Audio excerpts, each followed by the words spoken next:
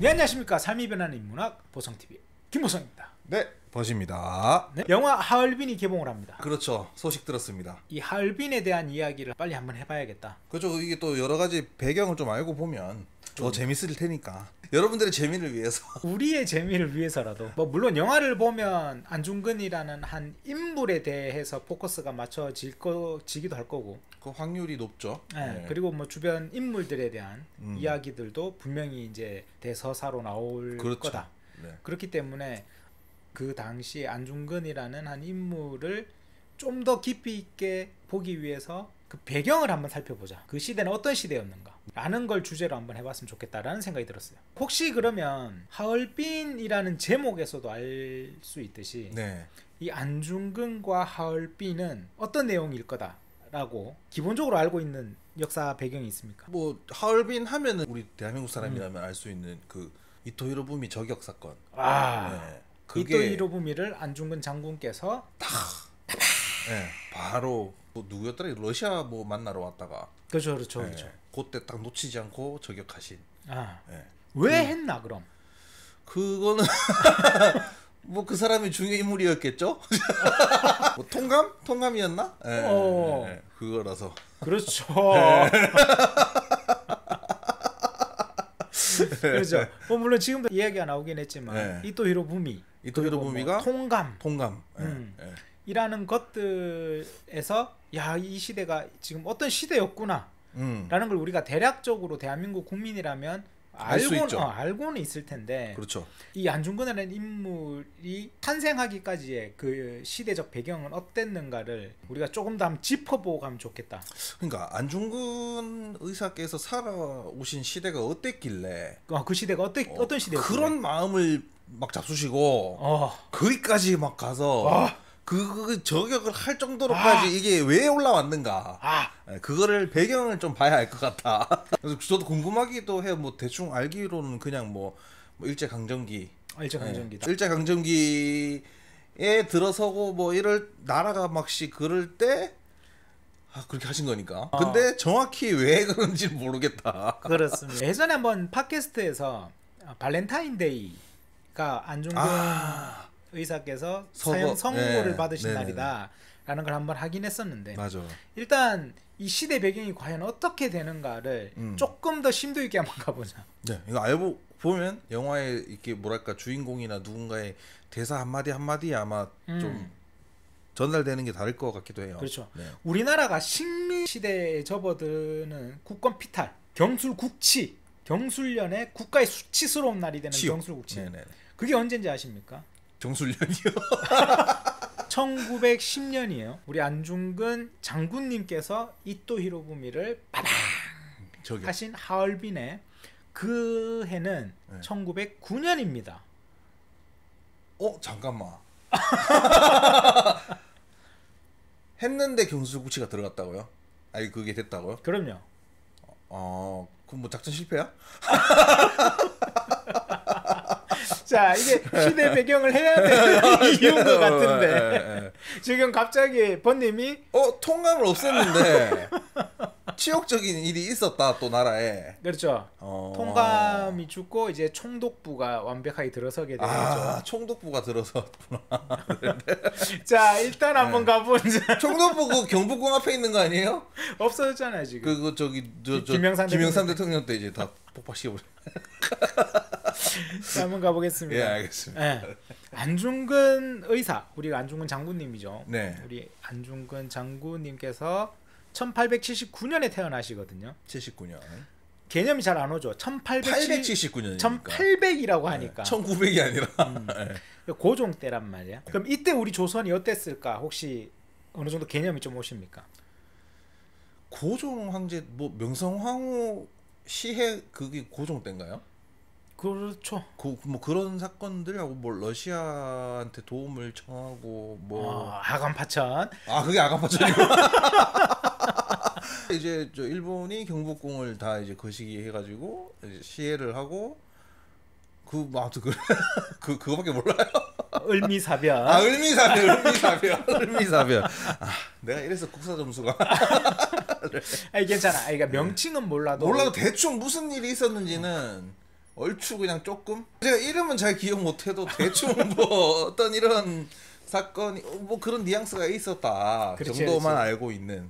네. 이름은 참 잘 못 외우겠더라고. 그러니까 이게 우리 나라에 도대체 무슨 일이 벌어진 건가 도대체 이게 라는 거죠. 뭐 이제 쳐들어온 상황. 오케이. 네. 안중근 의사가 태어나신 1879년 전후로 우리나라가 어떤 상황이었는지를 한번 훑어보자고. 아, 오케이. 이제 안중근 의사의 탄생 전후로. 그때부터 이제 배경 설명이 들어간다. 이 배경을 한번 우리가 알아야 제가 이제 헷갈리는 이런 것들 를 한번 쭉 줄기를 잡을 수 있을 것 같다는 생각이 알겠습니다. 드네요. 네, 좋습니다. 이 나를 위한 시간. 우리를 위한 시간. 우리를 위한 시간. 어쨌든 이때 서양에서는 저는 그게 제일 큰 일이었던 것 같아요. 서양에서. 이게 우리 인류 역사에 아주 굉장히 큰 사건이죠. 서양에서. 산업혁명. 아, 그렇죠. 산업혁명. 막 증기기관 발명. 그렇죠. 그 뭐 양모. 그렇죠. 예. 그러면서 증기기관이라는 게 배에 들어간단 말이야. 아, 그렇지. 스팀. 그럼 얘들은 증기를 확 이렇게 해야 되니까 막 석탄으로 막 맞아요. 열을 내 가지고 막 증기가 기관이 막 그래서 그걸 배에다 장착해서 배는 이제 철갑으로 만들어진 증기선이 만들어지고 거기다 대포를 얹어서 상선부터 시작해서 군함까지 그렇게 그 격변에 막 시대가 벌어지죠. 그걸로 엄청난 제국주의를 건설하는 거야. 그 이제 대항해 시대. 원피스. 이게 하면 대항해 시대 이후예요? 이후죠. 그 얘기를 한참 짜증내. 짜증 안 해. 모를 수도 있지. 모를 수도 있잖아요. 있지. 대항해 시대는 그 전이구나. 돛담배 달고 다니고 뭐 이럴 때래요. 범선에서 증기선으로 바뀌잖아. 그렇네. 뭔지 알겠죠? 예. 그래서 어쨌든 이 증기선으로 거기다가 막 대포 싣고 이제 화약으로 된 총을 가지고 군인들부터 시작해서 상선들이 전 세계를 이제 제국주의 식민지화 시킬 때였단 말이지. 그때 뭐 그렇죠. 저 동남아 쪽하고 막 뭐 인도 다 먹고 인도 그럼요. 뭐 사탕수수 막 그러면서 중국까지 들어오잖아요. 그렇죠. 중국하고도 교역했죠.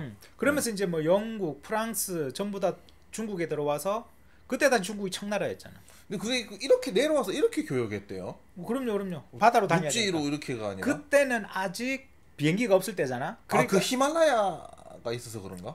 그때는 이제 배가 훨씬 더 빠르고 육지로 가는 것보다 아 훨씬 더 증기선이 크고 물 위에 떠서 이제 그럼요. 가니까 이제 그때는 해군의 시대지. 그 전에는 최고가 이제 말. 몽고. 네. 그런 다음에 증기가 나오면서 이제 함선. 그리고 불과 얼마 안 있다가 그 1차 세계 대전 보면 프로펠러 달린 비행기 정찰기들. 미국이. 그 라이트 형제 이후로 급격하게 변화된 이제 1차 세계 대전 해봤자 불과 뭐 1910년대, 20년대 뭐 이때니까. 이제 뭐 한 100년 좀. 그때 이제 비행기가 이제 들어오면서 2차 세계 대전 때는 전투기라는 게 등장할 정도로 속도가 엄청 빠르죠. 이게 진짜 그렇게 생각해 보니까 100년 만에 세상이 완전 개벽이 엄청난 일이 일어난 거지. 아무튼 그 군함들이 이제 청나라까지 들어와 가지고 아편 전쟁을 일으킨단 말이야. 그게 1840년, 그렇죠. 아편 전쟁. 50년 해서 1860년까지 아편 전쟁으로 중국이 영국, 프랑스 뭐 이런 유럽 국가들한테 엄청나게 깨진다고. 그렇죠.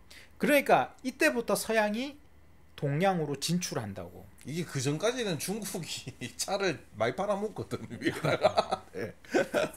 자, 이때 조선에서는 우리 큰형님 따거 청나라가 완빵 깨지는 걸 봤다고. 그렇지.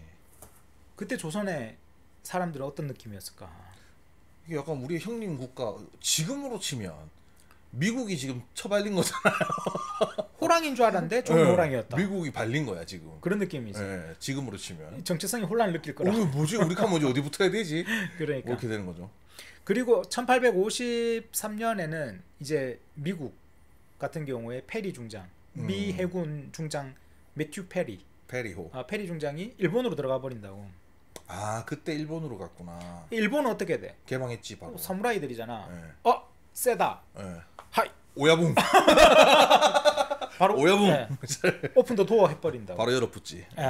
그러면 그 시대에 네. 이제 유럽은 전 세계를 누비며 식민지와 자원화를 한단 말이에요. 맞아. 그때 엄청 먹고 다녔죠. 그 영국이 대영제국 해가 지지 않는 나라가 그때 아닙니까? 그때 주식이 그때 나온 거잖아. 맞아요. 네. 네. 그러니까 이미 그 시대 때 청나라 뚝갑해고 일본도 오픈 더 도어 시켜버렸는데 그 사이에 한국이란 나라가 있단 말이야. 조선이란 조선이 나라가. 있었지. 얘들하고도 뭔가 해보고 싶단 말이야.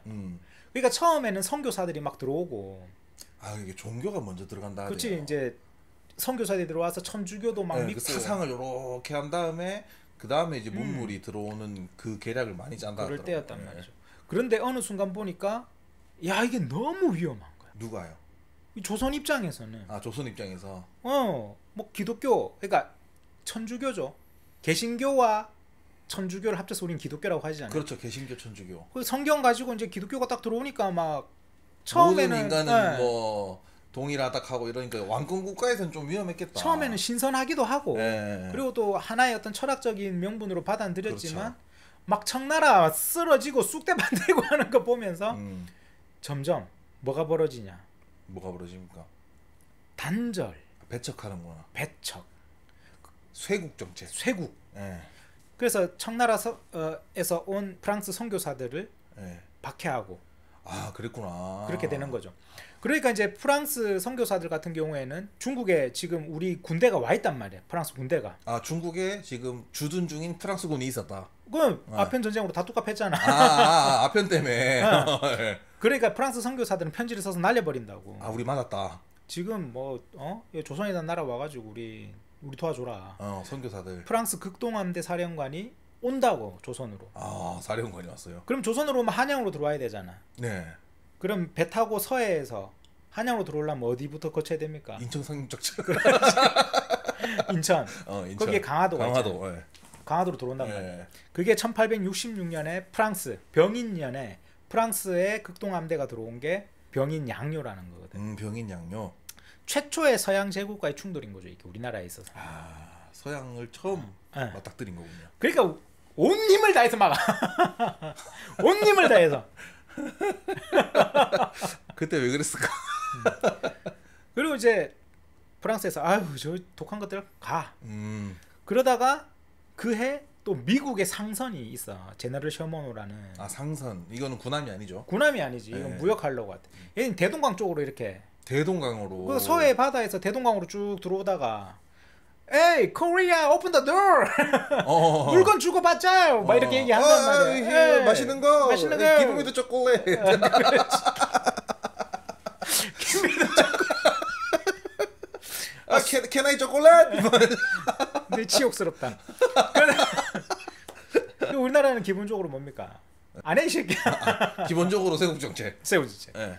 그래서 제너럴 셔먼호가 또 하필이면 이게 증기선의 철선이다 보니까 강 바닥에 모래톱에 걸려. 그래서 이렇게 침몰해. 우리는 한 게 없는데. 했지. 열심히 했지. 돌발 매질하고 막. 그러다 보니까 미국에 또 이 소식이 전해져. 원래는 처음에 되게 이걸 숨겼대. 근데 나중에 이제 이거 어떻게 다 알려지게 되는데 미국에. 그러니까 1871년에 이제 미국에서 또 오는 거야. Hey, Korea. Why? Why our general Sherman? Why 뚝갑해? 그래갖고 또 얘들도 강화도로 들어온다고. 그러니까 또 거기를 끝끝. 진짜 불굴의 의지다. 불굴의 의지. 그래 미국이 이 새끼들 야 너가 오픈 더 도어 해가지고 우리 막 서로 무역다고 해야 되는데 왜 그래? 막 간다고. 그런데 아까 얘기했잖아. 일본은 오픈 더 도어 해버렸잖아. 이미 기술이 올라갔겠죠. 그러니까 증기로 된 증기선을 얘들은 이미 이제 갖춰버린 거야. 안 거지. 지금 시대에 필요한 건 군사력이다. 서양 애들 보니까 그때 하나의 명제가 부국강병. 나라를 지키려면 나라가 부자가 되고 부국강병을 하려면 군사가 강해야 되는구나. 군사가 강하려면 화약 무기를 탑재한 증기선이 필요하구나. 현대 기술이 필요하다. 그 당시에 아주 발빠르게 움직인다고. 그러다 보니까 일본은 그 당시에 그 배가 있었던 거야. 철제 증기선이. 이름이 운요호라는 배를 가지고. 운요호.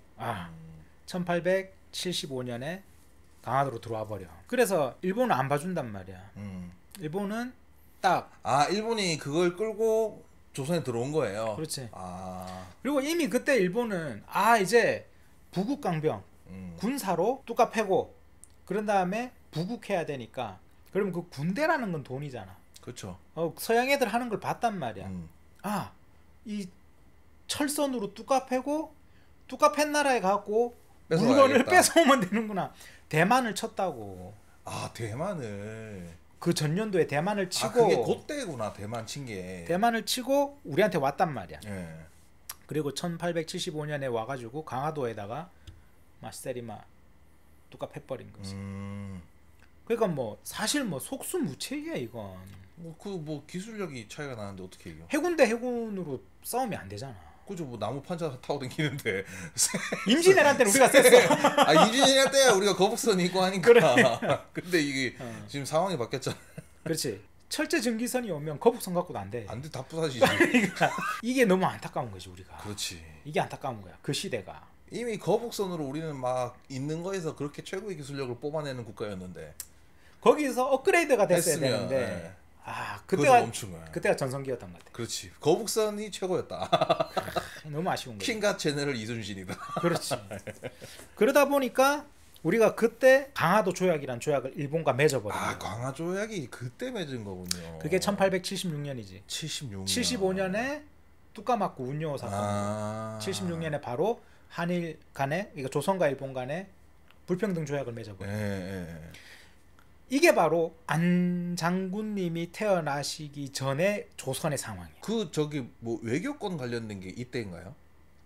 그건 또 을사늑약이라고. 을사늑약 때구나. 좀 있으면 이제 외교권부터 다 털립니다. 그러니까 이건 이제 시작이고. 이게 바로 다 털리기 시작하는 시작점인 거야. 요거의 내용은 뭐였어요? 그러면 강화 조약할 때? 이건 되게 교묘한데 막상 보면 별 내용이 없는 것처럼 하지만 사실은 조선 너희 맨날 이제 4대 정책 한다고 청나라하고만 놀고 그랬잖아. 동등한 관계야 우리. 그러니까 그건 청을 배제시키면서 하는 그런 거지. 그리고 우리 연안 측량할 수 있는 거 자유롭게 한다. 이제 너희 조선 마음껏 돌아다닐 거야. 막 이런 거야. 연안 측량한다는 건 이건 전술적으로 아주 중요한 데이터를 다 빨아가겠다는 거 아닙니까? 그렇죠. 나 너희 집 땅 우리가 너가 진영 다 스캔할 거야. 내가 측정할게. 막 이런 거니까. 사실 되게 무서운 말이야. 좀 그렇긴 하네. 자, 이렇게 되니까 일본이 이제 조선에 간섭이 들어가기 시작하는 거지. 그리고 예를 들어 우리가 친구라서 간섭하는 게 아니라 빡 때린 다음에 구속으로 몰고 간 거지. 빡 때리고 야 우리 앞으로 친구 되기 조약하자. 그래. 사인해. 그래. 나 이제 너희 집에 24시간 아무 때나 가도 된다. 냉장고 문 연다. 친구잖아. 이러면서 쓰레기네. 자고 있는데 벨 누르면 3초 만에 문 열어. 친구니까. 친구잖아. 이런 거지. 야, 양아치 짓을. 그러면 이때부터 이 집에 자꾸 들어오는 거야. 참견하기 시작하고 이 괴롭힘이 시작되는구만. 되는 거지. 그러니까 이때 이제 일본이 조선을 간섭하기 시작하면서 뭐 이렇게 처음에는 친구니까 야 너희 군대 좀 낡았다. 우리가 신식으로 해줄게. 신식으로 군대 좀 바꾼데 도와줄게. 해서 우리나라에 별기군이라는 것도 만들어진다고. 별기군. 그리고 이때는 이제 고종이 아버지 흥선대원군이 처음에는 이제 우리 고종 아들 너무 어리니까 아빠가 정치할게 하다가 본인이 아버지 가세요 이제 내가 할게요. 친정 직접 정치를 하던 때란 말이야. 그러니까 고종이 얼마나 스트레스였겠어. 그래 그 말도 맞는 것 같아. 일단 그럼 우리도 군대도 좀 이렇게 신식화하고 그러면 별기군이라 그래가지고 그 전에 있었던 군대는 구식군대. 그러면 신식군대 우리도 만들자 해서 별기군도 만들고 했단 말이야. 그런데 사실 이건 다 내정 간섭을 위한 스타트인 거지. 그런데 이제 이 별기군하고 구식군대가 있으면 차별을 그렇게 받네. 그렇겠지. 아주 유명한 일화가 있죠. 월급을 그 쌀 모래로 받은. 쌀 포대에 모래 막 섞어서. 그러니까 구식군대 입장에서는 이게 너무 억울한 거야. 그리고 자기들 군대 입장에서 자기들은 강화도에 졌잖아. 일본이 얼마나 싫을 거 아니야. 그런데다가 신식군대하고 차별하니까 우리는 대원군대가 좋았다. 강력하게 우리는 우리만 지키자. 배척하자. 이모군란. 우린 서양도 싫고 일본도 싫고 척양 척외. 척양 척외. 지금 이 왕이 잘못된 것 같다. 반란해서 1882년 이모년에 군대가 일으킨 반란이 이모군란인 거죠. 네네네. 그러니까 이때 이제 이모군란이 일어났을 때가 안중근이 4살 때였다고. 그러니까 이미 지금 어때? 정세가 나라가 개판인 거죠. 그러니까 나라가 이렇게 개판되고 있으니까 청나라가 보니까 오씨 우리 조선 내 건데? 내 아우가였는데. 아씨 내 건데 저거 왜 일본이 자꾸 집적대지? 그런데 마침 이모군란 막 일어나니까 우리 청나라 군대 보내줄게. 너 조선 좀 어지럽네. 청나라 군대가 들어와 버려. 네. 그래갖고 이모군란이 확 제압돼 버리는 거야. 막 대원군 청나라 데리고 가버리고. 그러니까 일본은 또 어때? 그 이제 다 된 밥에 제 부리는 느낌 나겠지. 이 자식 뭐지 이거? 내가 지금 먹고 있었는데 손을 대? 일본과 청나라 간에 조선을 둔 싸움. 먹잇감 싸움이 시작되는 거야. 그러니까 이모군란이 딱 일어나고 나서 뭐 청나라가 또 막 간섭하니까 일본은 야 너희 조선에 빨리 개화해야 되잖아. 급진 개화파들이 있었다고. 근데 이 사람들을 뭐 우리가 역사적으로 어떻게 해석하느냐에 따라 달렸겠지만 급진 개화파는 마음이 급한 거야. 우리 보니까 사방이 사자고 호랑이야. 우리는 너무 약해. 지금 할 수 있는 수단은 최대한 빠른 속도로 우리도 오픈 더 도어 하자. 이게 소현세자의 마음이었지 않았을까? 급하게 개화하자. 근데 그 힘을 누구에게 빌린다? 일본에게 빌려. 그게 급진개화파였다고. 그러니까 그 성격상 그 철학적인 부분이나 그 당시의 가치는 맞았을지 모르나 이게 애매한 거야. 결론적으로는 좀 백성들은 청나라를 싫어할까 일본을 싫어할까? 일본을 싫어하지. 그러니까 급진개화파가 정변을 일으켜서 근대화를 하려고 정치적인 상황을 딱 만들려고 했는데 백성들도 안 따라줘. 그리고 청나라도 방해해. 백성들 뭐 그때 뭐 외놈하고 있겠지. 그러니까. 그래서 1884년에 있었던 갑신정변이 3일 천하로 끝나버려. 금방 끝났구나. 끝나버려. 그러니까 이제 청나라하고 일본이 불이 다닥 튄 거야. 그러니까 청나라가 일본을 불러. 야, 와 이거 보자 하니까 야 너 천진으로 잠깐 와봐. 텐진. 그래서 조선을 두고 일본하고 청나라가 조약을 맺어. 저거가 씨 왜 우리 거 놔두고. 야 앞으로 번님 집에 갈 때 내가 가면 니도 가고 내가 이 집에서 나오면 니도 바로 나와야 돼. 있는데 왜? 힘이 없어. 힘이 없는 거야. 어이가 없네. 생각해봐. 그 번님 주변에 나랑 어떤 친구 한 명이 서로 막 번님을 두고 싸우는 거야. 야 내가 이 집 가면 이 친구도 나도 갈래. 하고 문 열어갖고 냉장고에 있는 거 다 먹어. 둘이 이제 하나 바나나 꺼내 먹으면 얘도 바나나 꺼내 먹어야 되고. 하고 막 둘이 얘기한 거야. 야 들어가면 같이 들어가고 나오면 같이 나간다. 그 조약을 맺은 게 텐진 조약인 거지. 자 그러면서 텐진 조약을 딱 맺었을 때까지만 해도 조선이라는 나라의 우위권은 누가 가지고 있겠어? 청나라하고 일본 중에. 청나라가 좀 더 가지고 있는 거지. 조약도 어디서 맺었어? 텐진에서 맺었어. 중국으로 오라 했잖아. 야 일로 와. 약간 힘의 밸런스가 보이잖아. 청나라가 조금 더 우위에 있었다고. 얘네 옛날부터 나한테 조공받던 애야. 그런 거란 말이야. 자 이렇게 해서 건 10년 동안 청나라가 약간의 조선의 주도권을 잡은 상태에서 호시탐탐 일본, 그리고 아까도 얘기했지만 뭐 영국이나 미국 같은 유럽 국가들도 조선 저거 뭐 맛있는 거 없나? 하고 노릴 때였다고. 그러니까 고종이 이때 당시에 그럼 우리도 빨리 개혁해야 되는구나. 그러니까 본인 입장에서도 이런 상황이 생기면 제일 먼저 뭐부터 하겠어? 저는 개혁할 것 같은데. 어떤 개혁? 일단은 힘을 키워야지. 그 체육관부터 등록할 거 아니야. 힘을 키워야지. 그러니까 무에타이 체육관 먼저 끊는다 뭐 이런 거. 뭐 아니면 총을 사든가. 그렇지. 그렇지. 무기를 사든가. 집에 무기를 산다 뭐 이런 거부터 해야 될까. 그게 개혁을 한다고 고종이. 그러면서 그때 당시에 뭐 병원이라든가 뭐 신식 학교, 전기 뭐 이런 것들이 들어오는데 고종은 근데 이때까지만 해도 완벽한 개혁을 이루진 못한 것 같아요. 성과가 그렇게 없었어. 크게는 약간 좀 겉보기가 많았던 것 같아. 그러니까 겉으로 보기에만 겉핥기식이었던 거지. 그리고 이미 그때 이제 서양의 천주교나 뭐 이런 기독교들이 들어와 있었잖아요. 네네. 그 상황에서 아까도 얘기했지만 우리나라 같은 경우에는 이런 혼란한 시기에 뭐 최재호 같은 사람이 큰일 났다, 우리 사상이 흔들린다 하면서 동학이라는 것도 나왔다고. 네. 고종은 그때 서양 눈치가 보이니까 천주교 믿는 사람들 같은 경우에 그렇게 핍박 안 했다고. 그 동학을 엄청 핍박했다 하대요. 오히려 동학을 핍박해버린 거야. 하늘쟁이 뭐 하면서 뭐. 동학 탄압하고. 네. 그때 이제 동학 교도들 같은 경우에도 야 큰일 났다. 왕이 지금 서양하고 일본의 힘에 눌려가지고 아무것도 못하는구나. 우리가 지키자 하면서 동학 농민혁명도 일어나 버리고. 어쨌든 이제 이런 상황이 벌어지는데 이때 동학군이 일어나 버리니까 고종이 야 뭐 농민들이 지금 또 뭐 난을 일으켰다는데 하면서 관군을 투입해 버리는 거지. 아 관군을. 관군하고 동학군이 싸웠어. 누가 이겼어? 동학이 이겼지. 네. 관군이 진 거야. 네, 맞아. 네. 같은 민족끼리 아주 가슴 아픈 얘기이긴 하지만 그러면 동학 운동이 일어나니까 이게 1894년 이제 10년 동안 있었던 일이 이제 아까 텐진 조약 이후로 네. 이때 고종이 해선 안 될 일을 해버려. 아 이거 알죠. 어떤 거? 그 저기 청에 도움을 청했죠. 그렇지. 외국 네. 군대를 빌어 네. 우리 백성을 제압하는. 네. 근데 그렇게 되면은 청이 들어왔다는 말은 다른 나라도 들어와서 우리 집 냉장고를 연다는 거잖아. 아까 그 학습 그대로구만. 그렇지. 아까 텐진 조약에서 하면 안 되는 걸 텐진 조약에서 그러니까 청나라 들어오면 일본도 들어와야 된다. 그러니까 누가 들어왔다? 일본이 들어왔겠죠. 일본 들어와 버린 거야. 그러니까 반군이랑 동학군 사이에 빨리 협정을 맺어. 그렇지. 그건 왜냐면 우리가 이럴 때가 아니다 지금. 그렇지. 그냥 우리끼리 싸울 때가 다른 아니다. 나라가 지금 들어온다. 그렇지. 그렇게 돼야지. 협정을 맺었어. 그리고 고종이 급하게 청나라 군대하고 일본 군대한테 너희 나가라라고 한 거야. 맞아요. 그래서 청나라가 오케이 뭐 나가면 되지. 야 나가자. 그러니까 일본이 안 나갈 건데 하면서 청나라한테 얘기해. 야 우리가 이 조선 좀 내가 볼 땐 미개한 같은데. 같이 개혁하자. 우리가 개혁시켜주자. 꼬시는 거야.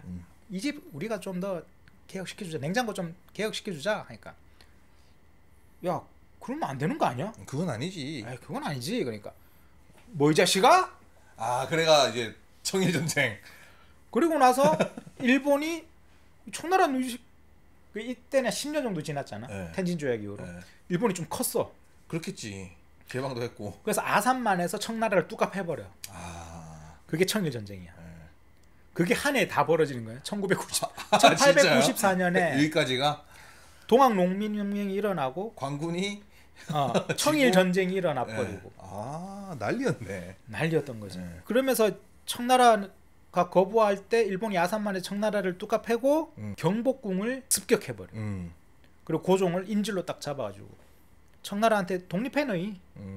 너희 독립해. 너희 독립국가해. 그리고 지금 이 혼란한 거 우리가 다 해결해줄게. 그러면서 그때 당시 급진 개화파가 있어. 네. 이때 가보 개혁을 일으켜. 이때 동학군들이 다시 이제 일어나는 거지.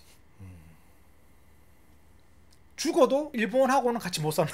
아 또 그랬구나. 그래 동학군들이 확 일어나 버리니까 우금치 전투에서 마지막에 일본군들의 그 기관총 죽창든 수많은 동학군들이 다 죽어버리는 일이 이때 일어나는 거지.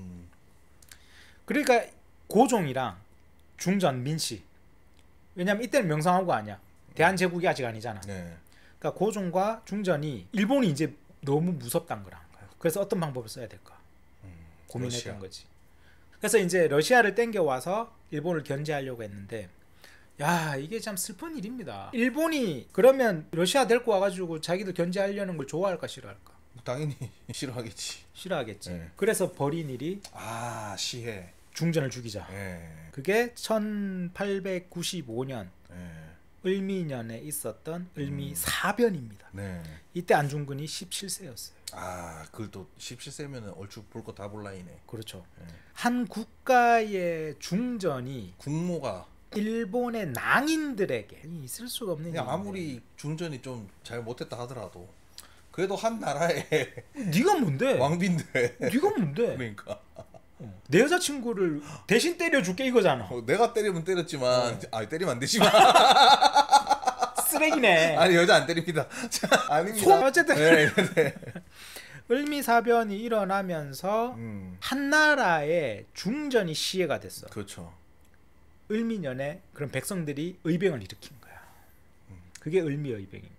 이게 따지고 보면 지금 영부인을 다른 나라가 와서 살해한 거잖아요. 다른 나라 조폭이 와 살해한 거죠. 그러니까 조폭이. 군인도 아니야. 낭인들이니까. 군인도 아니야. 야쿠자들이 와서 죽인 거랑 마찬가지잖아. 맞아. 이게 무슨 군이 들어와서 하면 큰일 나니까 일부러 그런 애 보내는 거 아니에요. 그러니까 이게 어느 정도의 느낌이냐면 이미 우리나라는 국권을 상실한 상태다. 국격이 완전 지금 땅바닥이구만. 떨어진 거지. 네. 그러니까 이 나라를 살리려고 백성들이 의병을 일으킨 거야. 자, 또 우리 백성들이 또 뭐 나라가 어려우면 다 백성들이. 자, 그렇게 되면서 을미사변이 일어나고 이때 을미사변으로 인해서 을미 의병들이 이제 전국에서 들고 일어나는 거죠. 그러면서 1896년 그 다음 해에 고종은 왕비가 죽은 거야. 살해당한 거지. 그렇죠. 그러니까 자기도 궁궐에 못 있겠는 거야. 위험하지 또. 위험하지. 그래서 도망간 데가 어디다? 러시아 공사관으로 피난을. 그 러시아를 한자로 아라 그래. 아. 그래서 아관. 아관 파천. 그렇지. 아관 파천이 네. 이거야. 이게 안중근 18살 때지. 백성들은 또 의병을 일으키. 또 이렇게. 그리고 나서 러시아 공사관으로 피신했던 고종은 뭐라도 해야 될 것 같아. 아, 이제 청나라도 안 믿고 일본도 안 믿을래. 대한제국을 선포합니다. 그래서 황제 국가가 되네. 그러니까 이건 어떻게 보면 고종의 마지막 몸부림 같은 거죠. 그래서 연호를 광무라고 해서 자기는 황제가 되는 거야. 왕비는 죽었지만 황후로 해서 명성황후라는 이름을 내리죠. 그렇게 해서 고종은 다시 지금의 덕수궁, 그때 당시 경운궁이라고 하는데 경운궁으로 황궁을 합니다. 경복궁은 도저히 못 가겠고 무서워서 국호를 대한제국이라 그러고 황제 국가로 천명하지. 근데 사실 이게 올바른 건가? 바르진 않죠. 원래 진정한 황제국이라고 함은 이게 진짜 황제가 되었음으로 해야 되는데 맞아요. 이게 참 슬픈 거죠. 그러면서 근대화 개혁을 추진하려고 연호를 광무란 연호를 썼으니까 광무 개혁을 실시합니다.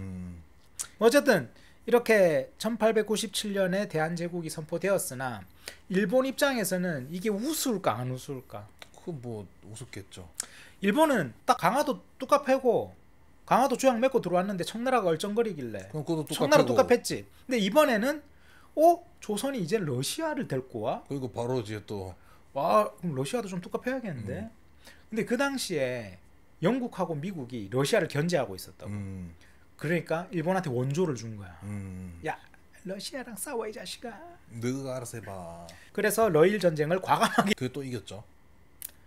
청일 전쟁은 좀 쉽게 이겼는데 러일 전쟁은 진짜 근데 빡세게 이겼어요. 빡셌죠. 빡셌고 사실 유럽에서도 일본이 이길 거라고 생각 못했어요. 근데 일본이 이기게 됐죠. 그리고 대련이라고 지역을 대련 지방. 그 당시에 이제 하얼빈이 러시아 영토였는데 그 블라디보스톡이 우리 저희 제 오른쪽 끝 쪽. 네. 그 열차의 끝이잖아요. 네. 하얼빈을 지나서 이렇게까지 간단 말이에요. 근데 그 하얼빈에서 대련까지 내려오는 그 철도권을 일본이 받아요. 그러니까 얼마나 좋겠어. 일본은. 그리고 러일 전쟁을 이기면서 드디어 러시아의 간섭까지 없으니까 조선을 완벽하게 집어삼기 시작하는 것이. 이게 1904년 안중근 26세 때 일입니다. 슬픈 일이죠. 네. 그러면서 1905년 일본은 을사년에 경운궁을 찾아와서 이토 히로부미가 고종 앞으로 오는 거지. 일왕의 칙서 이러면서 들고 와가지고. 아, 칙서를 들고 왔구나. 네. 국서지 국서. 일왕의 국서를 들고 고종을 찾아오는 거지. 거기에 이렇게 적혀 있다는 거죠. 뭐라고 적어놨어요? 조선의 외교권을 주면 살려는 줄게. 외교권을 준다는 거는 밖에 나가서 내가 나라고 얘기 못하는 거잖아. 앞으로 네 주변 사람들은 내가 관리해줘. 그러니까 내 뭐 전화 오면은 대신 받고. 그렇죠. 밖에 나가 내가 슈퍼 가서 뭐 살라 그래도 야가 사오는 거 먹어야 되고. 그렇죠. 이거 말도 안 되는 진짜. 그렇죠. 친구하고 전화하는 거 내 허락받고 해. 그러니까. 부모님 만나는 거 내 허락받고 만나. 친구랑 차 마시는 것도 허락받고 만나야 되고. 그러니까 고종이 강경하게 대응하겠어 안 하겠어? 이건 아니지. 아니지. 예. 강경하게 대응해. 해야지. 그런데 일본은 누굴 포섭하냐 하면 그때 당시에 8대신들이라고 대신들이 있다. 아, 이때 나오는군요. 나오죠. 오적이 이제 오적이 나오죠. 네. 그 8대신들에게 딱 만나가지고 조선의 그 대신들 이리 와봐. 이토 히로부미가 야 도장 찍어 이 자식아. 뭐 너희들 어떡할 거야? 아니면 진짜 뚝갑 해줄까? 어떡할래? 그 중에 5명이 아이 잘해봅시다. 내가 처맞느니 내 손으로 바치겠소이다. 맞고 찍을래? 그냥 찍을래? 그 5명을 우리는 을사오적이라 부르죠. 그 유명한 이완용. 그 유명한 이완용이 여기 들어요. 네. 이완용 후손들 예전에 뭐 왜 꼭 우리 이완용밖에 없냐 오적인데 사람들이 이완용밖에 모른다. 예를 들어 일사오적 이완용 말고 또 누가 있습니까? 몰라요. 그러니까 이완용밖에 몰라요. 예, 그때 당시 박재순, 이지용, 이근택, 이완용, 권중현 5명이 있었다고. 왜 사람들이 이완용밖에 모르지? 나중에 이유가 나옵니다. 이완용이 뒤에 가보면 알겠지만 여기 붙었다 저기 붙었다 딱 다 꽂혀 있는 게 이완용이야. 많이 활동하셨구나. 바쁘게 댕기셨네. 그렇죠. 자, 이렇게 을사늑약, 을사늑약으로 1905년에 우리가 외교권까지 넘겨주고, 그러면 이제 외교권을 받았으니까 일본은 조선의 외교를 담당하면서 한국의 정치를 자기들이 해야 될 거 아니야. 그렇죠. 그래서 1909년에 통감부라는 걸 만들어요. 아, 이건 아직 총독부 전이구나. 그렇죠. 그러니까 대한제국의 정부 섭정을 하는 기관을 만드는 거고, 섭정. 총독부를 하기 위한 사정 기관으로 만들어둔 거예요. 그러니까 이게 준비하려고 멀티에다가 이제 서플라이 하나 지어놨구나. 그렇죠. 이렇게 만든 게 통감부고 제1대 통감이 바로 이토 히로부미입니다. 아, 그래서 저격하러 가셨구나. 이때 안중근 의사가 28살 때였어. 아, 28. 이때까지만 해도 안중근 의사는 야, 나라가 큰일 났다. 이 나라를 교육으로 나라를 구해야겠다. 라고 생각했나 봐. 그래서 이때는 삼흥학교, 돈이학교라는 학교를 운영했어. 안중근 의사가. 그러다가 그 다음 해에 1907년에 엄청난 일이 벌어지면서 안중근 의사의 마음이 확 바뀌어버리는 거야. 1907년. 안중근 의사 29살에 어떤 일이 발생하냐. 자, 이미 통감부 설치됐지, 외교권 뺏겼지. 그럼 고종은 야, 내가 그렇게 하면 안 된다 했는데 너희들이 이 나라를 팔아당기는구나. 그리고 일단 내가 허락하지 않은 거니까 이건 무효야. 이거 알리고 싶은 거야.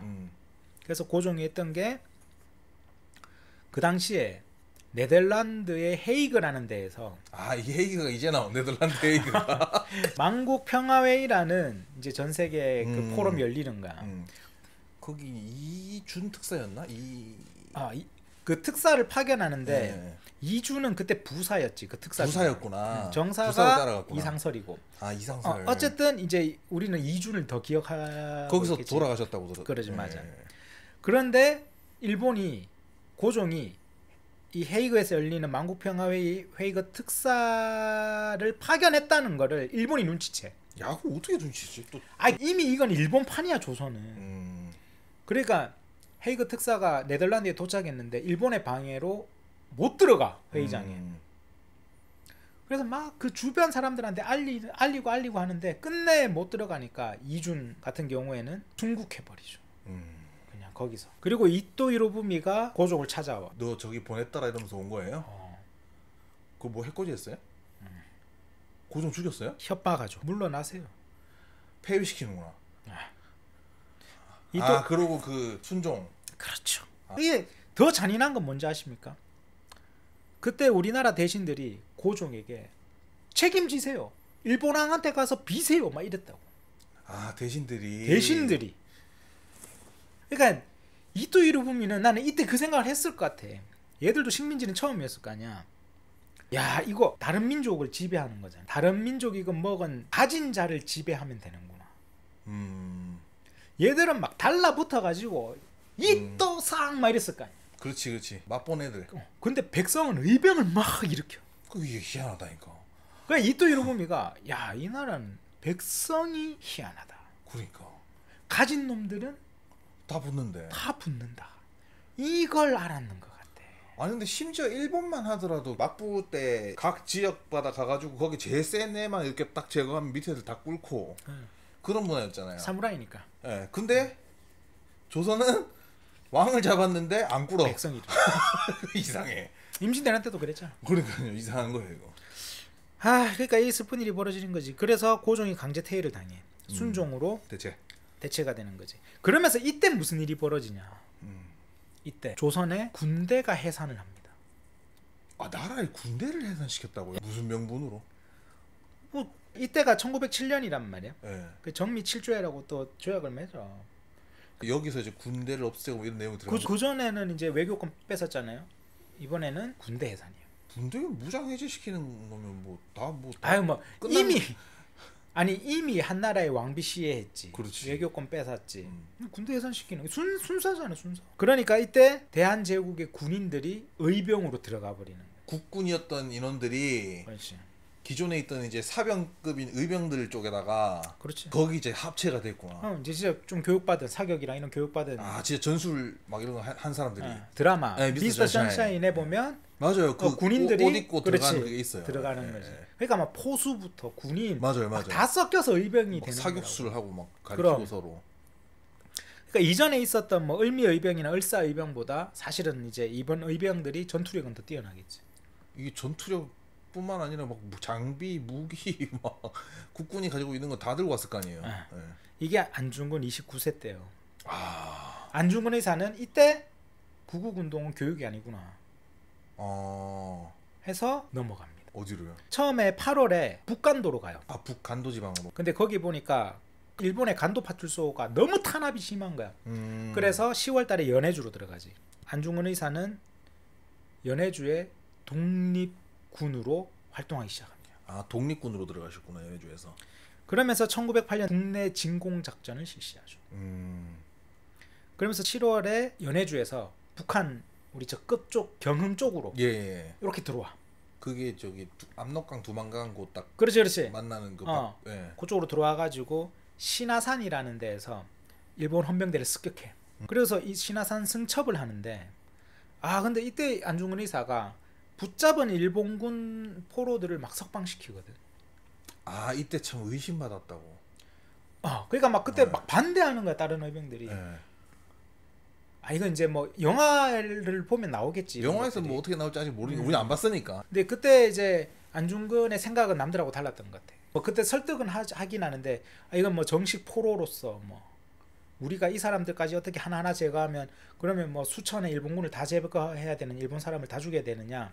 약간 뭐랄까 인간의 그리고 국제법상 뭐 이렇게 되는 거지. 어쨌든 이렇게 해가지고 이제 신화산 전투에서 승리하고 더 내려가 회령으로 내려가서 영산 전투라는 전투를 치르는데 이때 참패를 합니다. 졌구나. 안중근 부대가 수백 명이 들어가서 수십 명이 살아남아요. 거의 뭐 한 70% 80% 초토화. 941생에 안중근은 탈출을 합니다. 그리고 다시 연해주로 돌아오죠. 그리고 다음 해 1909년이 됐을 때 연해주를 다 돌아다니면서 동지들을 찾아. 그러면서 자기를 포함한 12명의 동지들로 동의단지회라는 걸 결성해. 단지, 자를 단, 지, 손가락 지. 그래서 우리는 단지회. 동의단지회를 해서 손가락을 잘라서 자른 손가락으로 피로 대한 독립이라 쓴 태극기를 쓰고 나는 이토이루부미를 사살하겠다. 그 다른 사람들은 이제 임무가 각각 있지. 그렇겠죠. 다른 사람들은 우린 친일파 누구를 암살하겠다.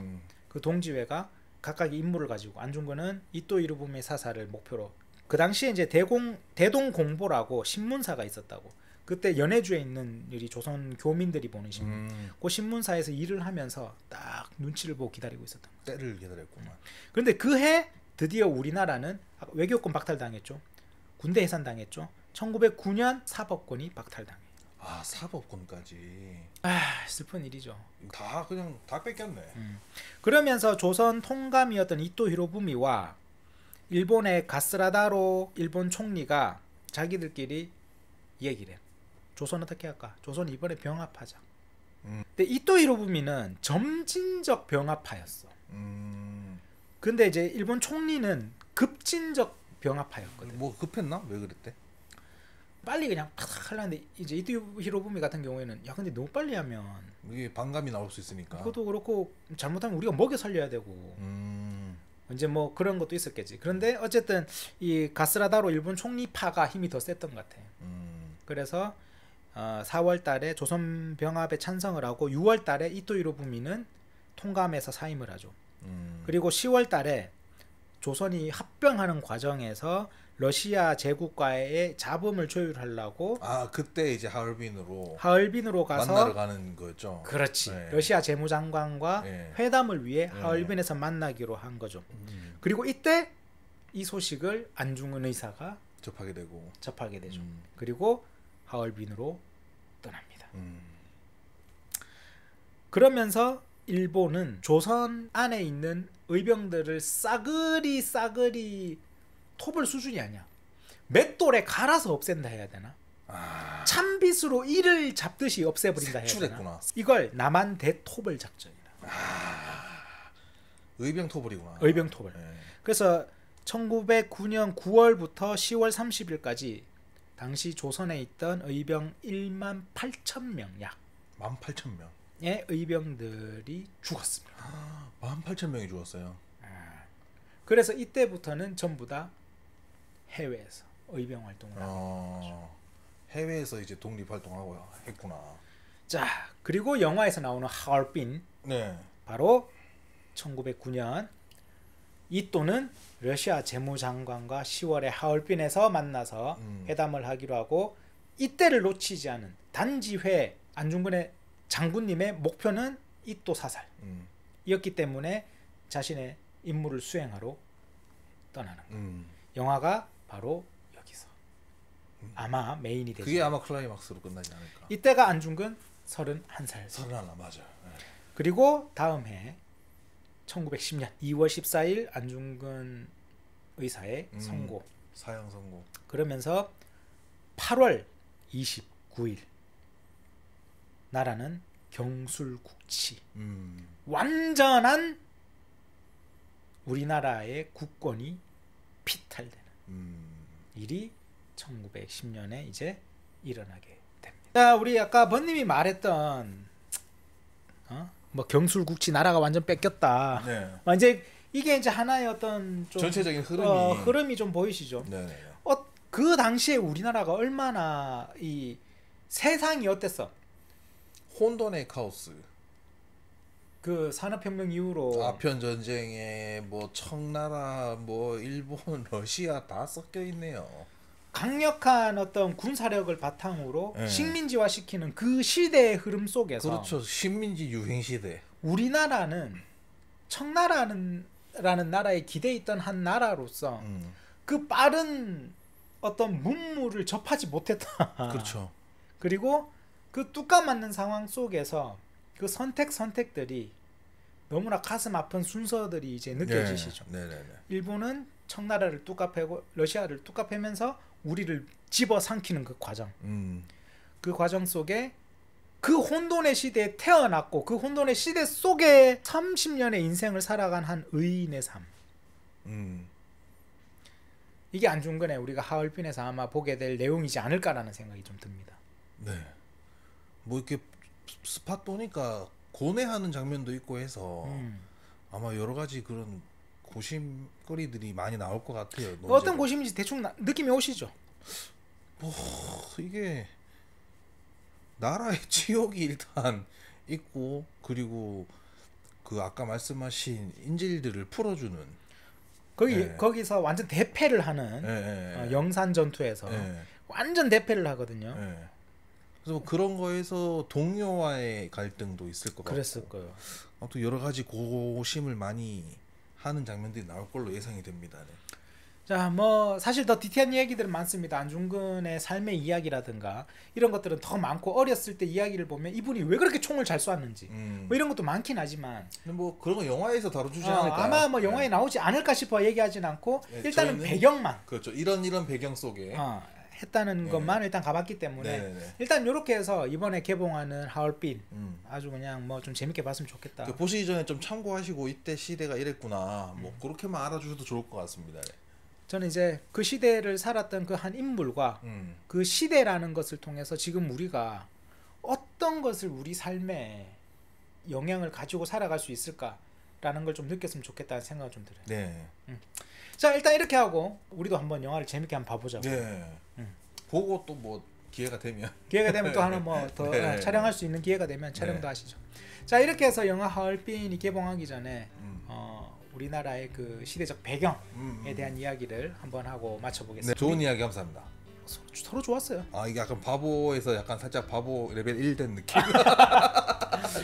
이렇게 하고 뭐 네. 영상을 하시니까 R이라는 카메라가 얼마나 좋은 건지 저는 잘 모르겠는데 R이는 이제 저기 아마 영화 현장 말고는 보기 힘든 카메라예요. 뭐 듄 찍은 카메라라 하더라고. 예, 아이맥스 뭐 그 듄 찍은 카메라를 썼다고 하시더라고요. 그러니까 이게 원래 기본 초기 예산이 170억 정도로 잡혔는데 이번에 알고 보니 300억을 쓰셨다고. 예, 그러니까 그만큼 작품에 돈을 많이 쓰시고 노력을 많이 기울이신 것 같아요, 감독님께서.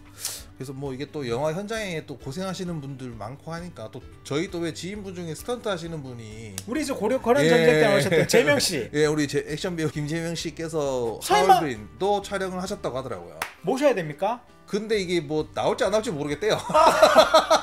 일단 뭐 영화 보면서 찾아보긴 할 건데, 예, 뭐 그것도 있고 뭐 그렇습니다. 뭐 기회가 되면 재명 씨 한 번 더 불러서 예, 비하인드 한번, 스토리. 예, 하얼빈 특집으로 한번 하얼빈 비하인드 스토리 한번 해도 찍도록 좋을 것 하죠. 같습니다. 알겠습니다. 일단 뭐 고생 많으신 것 같아서 예, 뭐 추울 때 찍고 하셔가지고 그랬구나. 예, 그런 뭐 하여튼 영화 스태프들의 노고도 좀 생각하면서 그래도 우리 역사를 돌아보면서 우리의 독립운동가 분들의 그 투철한 정신도 생각하면서 그런 영화를 좀 볼 수 있는 기회가 됐으면 좋겠습니다. 그렇습니다. 자 이렇게 해서 안중근 의사의 그 시대 배경에 대한 이야기 마치고 다음에 또 재밌는 컨텐츠로 네. 찾아뵙도록 하겠습니다. 네네네. 자 이렇게 하고 다 같이 인사드리고 마치겠습니다. 자 다 같이 인사드리겠습니다.